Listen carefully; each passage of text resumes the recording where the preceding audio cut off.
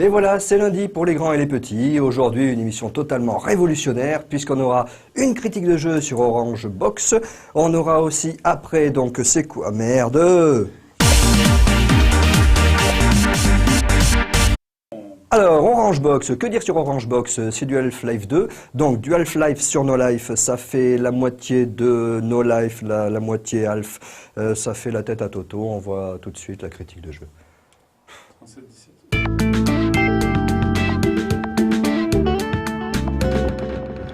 En 1996, Quake venait de sortir et remporter un succès fulgurant. Mais les joueurs ne savaient pas encore que le monde du FPS s'apprêtait à connaître pas mal de chamboulements. Il y eut tout d'abord Quake World, une version de Quake optimisée pour le jeu en ligne par modem. Les premières modifications apportées au jeu connurent un certain succès.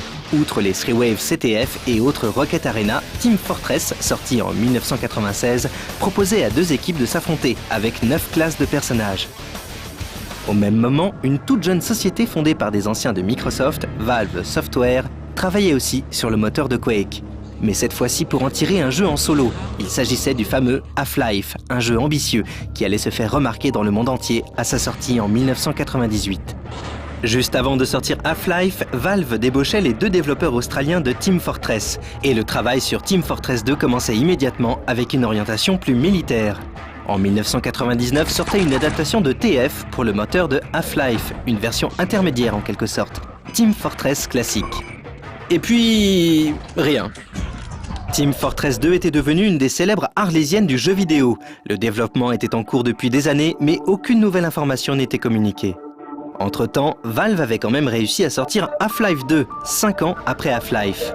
Encore une fois, un hit reconnu, et qui avait aussi imposé la fameuse plateforme d'achat de jeux en téléchargement de Valve, Steam. Half-Life 2 appelait une suite, mais Valve ne voulait plus entendre parler de cycles de développement interminables. C'est ainsi que, à la surprise générale, la licence de Half-Life devenait épisodique. Et un an et demi plus tard, sortait la suite de Half-Life 2, intitulée Half-Life 2, épisode 1. Les joueurs attendaient depuis l'épisode 2, et c'est lui qui nous arrive aujourd'hui. La surprise, c'est qu'il n'est pas seul, il est vendu en pack avec Team Fortress 2 enfin terminé, mais aussi avec un autre jeu nommé Portal, dont nous parlerons tout à l'heure. Ce pack s'appelle la Orange Box.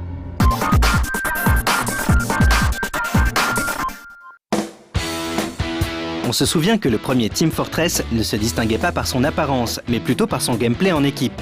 Cette fois-ci, Team Fortress 2 nous met tout de suite une claque visuelle.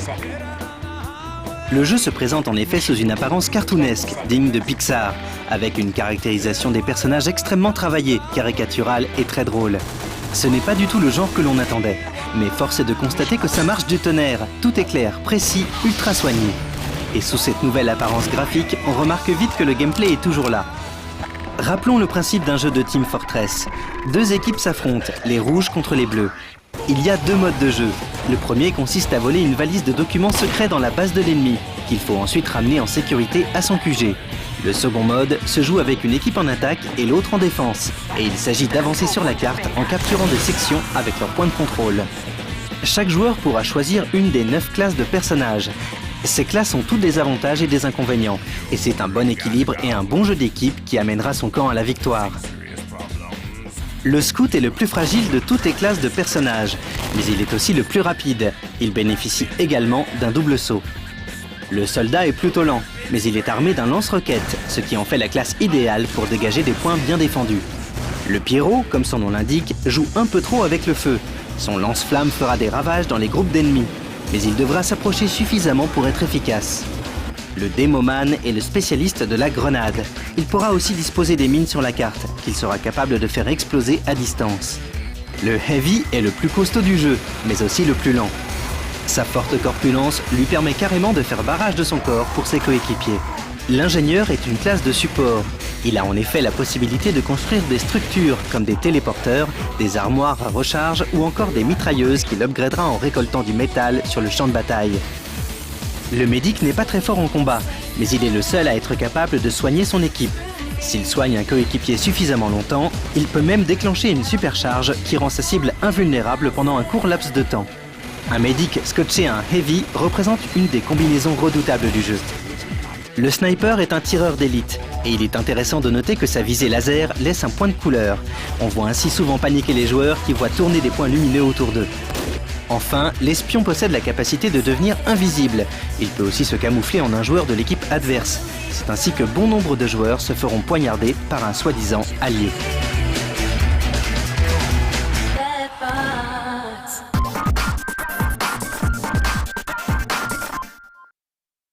La création de Portal commence avec Narbacular Drop, le projet de fin d'études d'une équipe d'étudiants américains dans une école de jeux vidéo.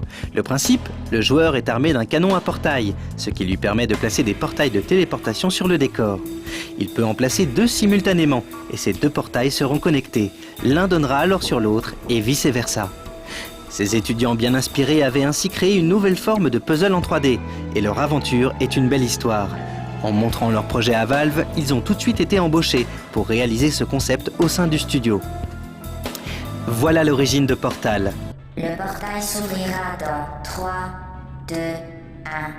Cette version met en place le joueur dans la peau d'une jeune fille qui se réveille au sein d'un complexe industriel concurrent du Black Mesa de Half-Life. Cette jeune fille va être menée par l'ordinateur du complexe dans une série de niveaux de plus en plus difficiles, mettant en jeu les portails et leurs différentes utilisations. Très bien. Vous êtes désormais en possession du générateur de portail d'Aperture Science. Celui-ci vous permet de créer des portails. Ces portails interdimensionnels sont sans danger. Soyons clairs, les puzzles sont du jamais vu jusqu'ici. Les propriétés des portails sont une vraie nouveauté.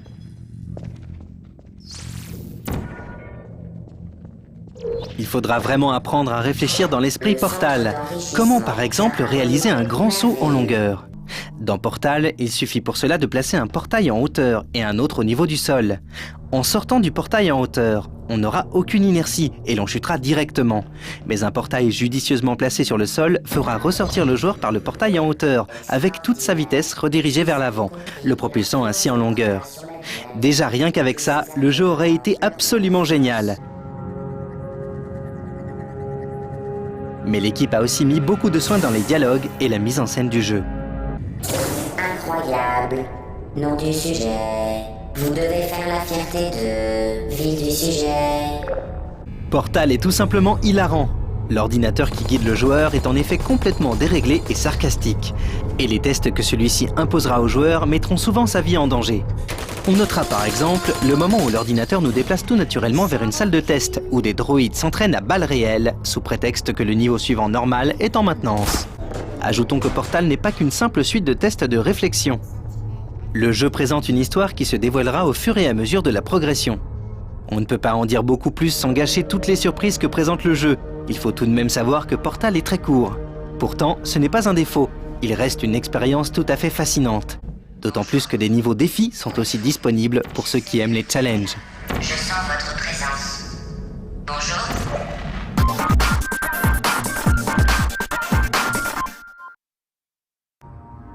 Mais nous n'avons pas encore abordé le jeu principal de cette Orange Box, à savoir Half-Life 2 épisode 2, la suite de l'histoire de Half-Life. On retrouve dans ce deuxième épisode Gordon Freeman et Alex Vance, toujours en échappatoire du cartel des envahisseurs extraterrestres. La première chose qui saute aux yeux pour les habitués de la série, c'est que Valve ne se repose pas sur ses lauriers. Le moteur du jeu, Source, est constamment amélioré. Et cet épisode 2 apporte des améliorations dans le traitement de la lumière ainsi que dans le moteur physique, avec notamment des déformations sur les métaux. Gordon et Alix ont récupéré dans l'épisode 1 des informations vitales sur le cartel, étant ici de rejoindre leurs alliés pour les leur communiquer. Évidemment, la tâche sera loin d'être facile. On sait bien que Half-Life adore compliquer la vie aux joueurs. Au début, il faudra naviguer dans moult tunnels et corridors avec Alix et un allié Vortigon. Enfin, au début seulement, car cet épisode est pour la première fois vraiment tourné vers les grands espaces en extérieur. La narration se déroule dans les styles caractéristiques de Half-Life. Tout se passe en temps réel, le joueur gardant toujours sa liberté d'action. Cela contribue énormément à plonger le joueur dans l'aventure, et ça marche toujours aussi bien. Le Freeman aura de quoi faire avec des nouveaux ennemis et véhicules. De plus, Valve a corrigé les imperfections de l'épisode 1. La durée de l'aventure est plus longue et le scénario mieux adapté au rythme désormais épisodique de la série. Oh, un ouragan de portail!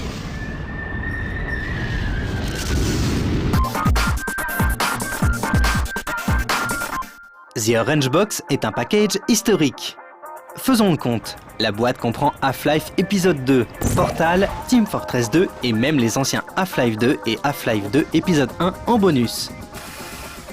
On notera avec délice la présence des commentaires des développeurs, une habitude désormais pour Valve, qui permet aux joueurs de se balader dans ses niveaux favoris pour découvrir les secrets de leur conception. Et tout cela est disponible au prix d'un jeu normal. Même si la plupart des joueurs possèdent déjà Half-Life 2, et sans doute même son épisode 1, on ne peut vraiment pas faire la fine bouche devant la qualité de ce pack. Chaque jeu est tellement réussi, réalisé avec tant de soin et de finition, que le rapport qualité-prix en fait un titre incontournable. Portal est pour nous un vrai coup de cœur, qui marquera durablement bien des joueurs. Team Fortress 2 est le raffinement ultra abouti d'un principe du jeu online qui a fait ses preuves, avec une vraie direction artistique et beaucoup de caractère. Quant à Half-Life 2 épisode 2, c'est une suite indispensable pour tous les amateurs de Half-Life. Chacun de ces jeux, pris séparément, mériterait largement votre attention. Alors que dire d'un pack qui les regroupe ainsi? Personne ne peut se permettre de manquer ça.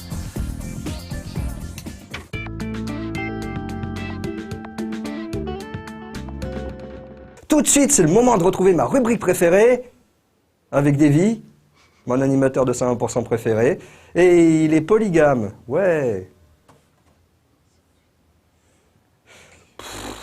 Fred, il va gueuler, hein. Aujourd'hui, dans 1 minute pour parler de, on va parler de... Ça fait répétition, mais j'adore la répétition. On va parler de polygamie. Et pour cela, je reçois... Jean-Michel Uttenbrook, bonjour. Bonjour, et vous êtes le marquis de Sade et vous vivez dans un donjon Pas du tout, en pierre. non, je suis Jean-Michel Uttenbrook et je suis dans un mobil-home. Ah d'accord. Bah écoutez, j'avais pas du tout ça sur ma fiche. Je vais donc punir mon assistante et pour cela, je vais lui cautériser les ovaires avec un allume-cigare. Eh ouais. Oh, je suis comme ça, j'y vais à la mimine. Ça rigole pas, hein. Non. Alors, quoi qu'est-ce, la polygamie? Non. Ça, c'est ce que je vous dirais si je savais pas. Mais en fait, je sais ce que c'est la polygamie.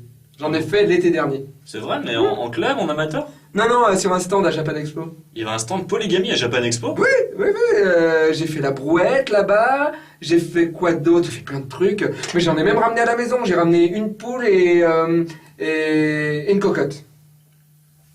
C'est déjà pas mal, hein, mais c'est pas trop fatigant? Non, au début, bon, ça fait un peu mal aux doigts, mais après on s'entraîne et puis ça va tout seul, hein. Et même, je vais vous dire, mes avions, ils volent super loin. En fait, depuis tout à l'heure, on est en train de parler d'origami. Mais non, dites pas ça à l'antenne, l'origami, c'est quand on a plusieurs femmes, ça, je sais pas. Non, Hein. en fait, vous êtes en train de confondre origami et polygamie. D'accord. Mais alors, c'est quoi les sonneries polyphoniques? Bah, c'est des sonneries de téléphone portable. Ah d'accord, mais elles sont en papier ou pas? Ah non? Hein? Excusez-moi, vous êtes qui? Je suis un silon. Et quand je meurs, je revis.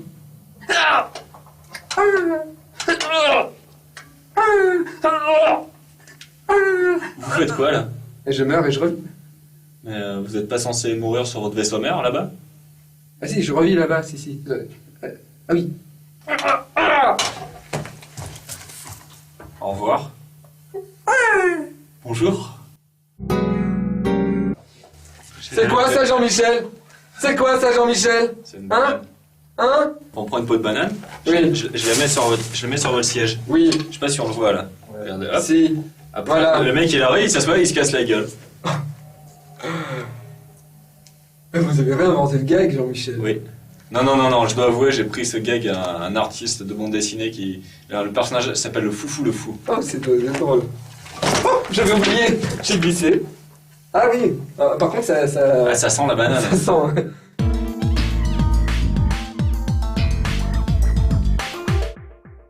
Il est tout seul, il est malheureux, il s'appelle Hit Holiday, alors pour se consoler d'être tout seul, qu'est-ce qu'il fait? Il dessine, c'est le BD blogueur. Bonjour. Je m'appelle Nicolas Itoridé, j'ai 29 ans, je suis illustrateur graphiste et je suis le webmaster du www.nicolaitoridé.com/blog. Je suis pas comme les autres dessinateurs en fait, j'avais jamais dessiné avant et le truc c'est que je m'ennuyais tellement pendant les révisions du bac que je me suis mis au dessin mais vraiment à fond et c'est comme ça que la passion m'est venue. Ma première grosse influence en dessin c'était le manga de Ranma & Mi, j'adorais le trait de Rumiko Takahashi et je suis encore fan. Ensuite, c'était Witch d'Alessandro Barbucci parce que pour la première fois, je voyais vraiment quelque chose d'intéressant en mélange manga, européen, Disney, comics. Et en ce moment, je suis très influencé par la BD indépendante américaine et je m'en inspire beaucoup au niveau de mon travail. Alors j'ai fait 6 mois de Beaux-Arts, mais ça me plaisait pas du tout, donc j'ai claqué la porte. À côté de ça, je faisais beaucoup de fanzines, beaucoup de conventions, c'est quelque chose de très bien en fait pour apprendre le boulot, beaucoup plus que l'école. Ensuite, pendant 4 ans, j'ai démarché, j'allais voir les éditeurs, les magazines, et c'était toujours des portes fermées, on n'aime pas votre travail et tout. Et c'est juste après ces 4 ans-là où Disney m'a accepté.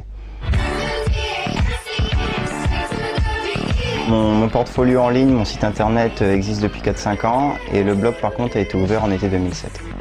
Comme sur le site, c'était que des dessins finis, des illustrations pro, j'avais envie justement d'ouvrir un blog pour montrer des croquis, des choses pas finalisées, pour que les gens puissent voir un peu comment je travaille. En plus, le blog, c'est une manière un petit peu plus sympa, une forme plus graphique de présenter les news et l'actualité de mon travail. J'aime beaucoup le principe du blog BD, c'était aussi ma façon à moi de raconter ma vie quotidienne sous forme de strip. Au départ, sur mon blog, il y aura tout ce qui est actu, c'est-à-dire les sorties de bouquins, mes projets en illustration. Après, ce sera aussi beaucoup de croquis, parce que j'aime bien aussi montrer que le dessin n'est pas finalisé dès le départ, donc montrer un peu les étapes de travail. Et pour les strips, en fait, c'est aussi une manière de m'entraîner, de faire de la BD, de raconter des choses amusantes qui me sont arrivées. Vu que je travaille pour Disney, et principalement pour Witch, qui est un magazine pour petites filles de 8-12 ans, je suis obligé de sélectionner un peu les histoires que je vais raconter sur mon blog. Mais c'est pas quelque chose qui me bloque quelque part, parce que ça m'oblige à trouver des idées amusantes qui peuvent être grand public, et c'est pas du tout un frein en fait, c'est quelque chose qui est plus motivant qu'autre chose. Mon blog, c'est pas du tout un journal intime que je montre à tout le monde, c'est plus des choses que j'estime marrantes, et je raconterai jamais ma vie privée ou des choses personnelles dessus, ça ne regarde que moi. Alors en illustration, j'ai principalement bossé dans la presse pour enfants, j'ai fait aussi pas mal de pubs, de sites internet, de flyers et d'affiches pour des concerts, mais le boulot principal c'est Disney Hachette Presse. Je travaille principalement pour le magazine Witch Mag, et c'est entre 3 et 10 dessins qui illustrent des articles dans le magazine. Au départ, je pensais qu'avoir un trait manga, ça allait être un problème pour travailler chez Disney, en fait pas du tout. Parce que quand j'ai présenté mes dessins à Witch, la bande dessinée qui est dans le magazine est déjà très influencée par le manga, donc je suis complètement dans le ton du magazine. Alors récemment, j'ai un peu mis de côté l'illustration pour me mettre à la BD. J'ai un projet en noir et blanc qui est en négociation avec un éditeur américain de 180 pages. On m'a proposé du boulot de storyboard dans le cinéma, et en ce moment je suis graphiste pour un groupe, Vera Peppermint, qui est un groupe que j'adore et que vous êtes en train d'entendre en ce moment. Alors la première fois que j'ai vu un magazine avec un de mes dessins dedans, je trouvais ça super bizarre parce que j'avais pas l'impression que c'était mon travail dans le magazine. Et même savoir que le magazine est tiré à 150 000 exemplaires et qu'il est vu par autant de monde, j'arrive pas encore à m'en rendre compte. Et je pense que ça arrivera jamais, c'est quelque chose que j'arrive pas à assimiler.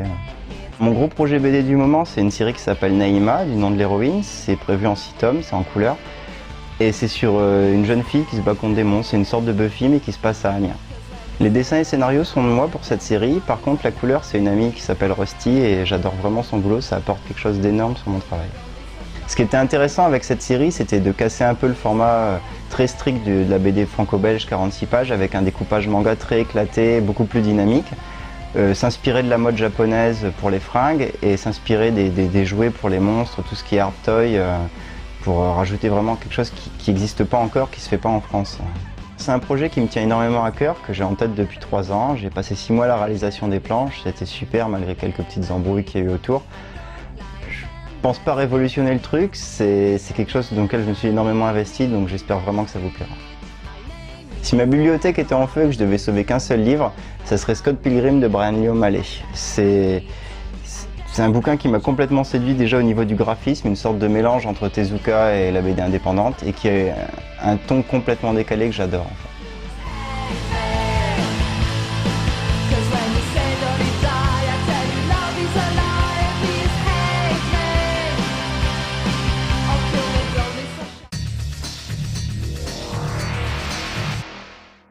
Le lundi, c'est fini. Oh, demain, ça revient avec Davy. Hey! Alors à demain, sans moi, avec Davy. Et puis moi, c'est mercredi. Yeah!